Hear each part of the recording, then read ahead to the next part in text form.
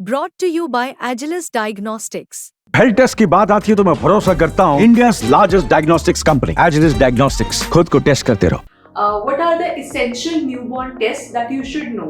मतलब बच्चों के लिए ऐसे कौन से न्यूबॉर्न टेस्ट है जो जिसकी जानकारी आपको होनी चाहिए और जिनको करना बहुत ज़्यादा ज़रूरी है। देखिए, जब आपका बच्चा डिलीवर हो जाता है हॉस्पिटल में तो आपको 24 के टू 48 आवर्स के बाद कुछ टेस्ट एडवाइस किए जाते हैं बाय योर पीडियाट्रिशियन।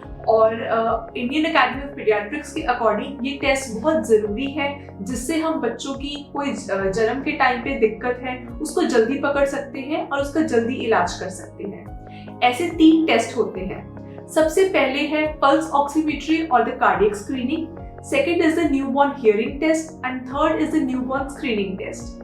तो इनके बारे में एक एक करके समझते हैं। जो सबसे पहले है कार्डियक स्क्रीनिंग या पल्स ऑक्सीमेट्री टेस्ट। इस टेस्ट को बच्चे के होने के 24 घंटे के बाद किया जाता है या जिस टाइम बच्चा डिस्चार्ज हो रहा है तो उसको जल्दी भी किया जा सकता है।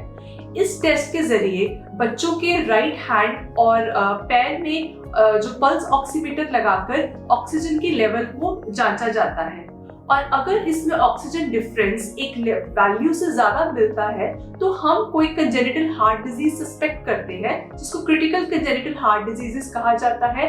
मतलब कि कोई दिल में बच्चे की दिक्कत है, बच्चे की हार्ट में कोई प्रॉब्लम की शक हमें लगता है और अगर ये टेस्ट 2 या 3 बार रिपीट करने के बाद पॉजिटिव आता है तब आपके डॉक्टर आपको इको करने की एडवाइस करते हैं, मतलब हार्ट का स्कैन करवाने की एडवाइस करते हैं। इस टेस्ट की मदद से बच्चों में बहुत सारी जानलेवा हार्ट डिजीज के बारे में पहले ही पता किया जा सकता है और इसका आपको जल्दी से जल्दी इलाज करने के लिए एक टर्शियरी सेंटर पे भेजा जा सकता है।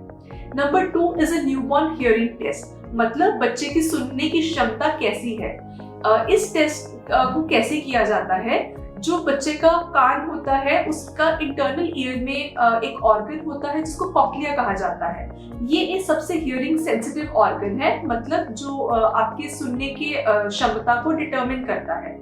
तो एक डिवाइस या एक माइक कह सकते हैं, एक सेंसर के जरिए बहुत छोटा सा डिवाइस होता है उसको कान में लगाया जाता है और उसकी रेडिएशंस इस ऑर्गन तक जिसको कॉक्लिया कहते हैं उस पे मतलब आउटर हेयर सेल्स पे पहुंचता है और उसकी रेडिएशन से पता लगता है कि अगर सुनने की क्षमता सही है तो वहां पे पास लिखा आ जाता है, मतलब दोनों कानों में आपकी बच्चे की सुनने की क्षमता सही है।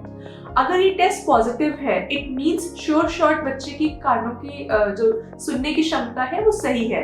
लेकिन अगर टेस्ट आपका रेफर या फेल आ जाए इसका मतलब ये नहीं है कि आपका बच्चा सुन नहीं सकता। कई बार कानों में फ्लूइड जमा होता है या बच्चा जस्ट हुआ बर्थ होता है बच्चे का तो एम्नियोटिक फ्लूइड होता है जिसकी वजह से ये टेस्ट को सही तरह नहीं किया जा सकता, या बच्चे की कानों में वैक्स होती है तो आपके डॉक्टर या ऑडियोलॉजिस्ट आपको 15 डेज या 1 मंथ के बाद ये टेस्ट करने को रिपीट करने को कहते हैं। और अगर तब ये टेस्ट क्लियर हो जाए तो मतलब आपके बच्चे की सुनने की क्षमता सही है। लेकिन अगर तब भी कोई दिक्कत आती है तो आपको एक हायर टेस्ट एडवाइस किया जाता है जिसको बेरा कहते हैं। इस टेस्ट का जो हियरिंग स्क्रीनिंग का पर्पस ये है कि अगर बच्चे की सुनने की क्षमता में कोई दिक्कत है जन्म से तो सबसे पहले उसका कारण जानने की कोशिश की जाती है और जल्दी से जल्दी बच्चों को हियरिंग एड एडवाइस की जाती है ताकि जब तक बच्चा बोलने की उम्र तक पहुंचे बच्चे की सुनने की क्षमता सही हो, ताकि बच्चे की जो वर्बल कम्युनिकेशन है वो सही तरह से डेवलप हो सकती है। The third and the last test is a newborn screening test. ये टेस्ट आपके 48 to 72 आवर्स के बाद किया जाता है।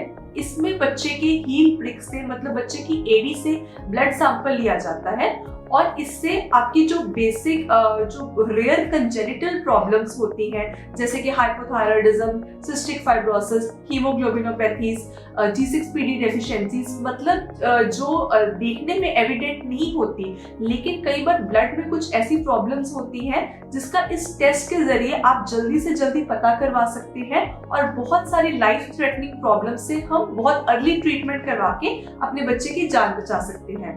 तो अगर आपके डॉक्टर्स आपको ये 3 बेसिक टेस्ट एडवाइस करें तो आपको ये जरूर करवाना चाहिए। Thank you.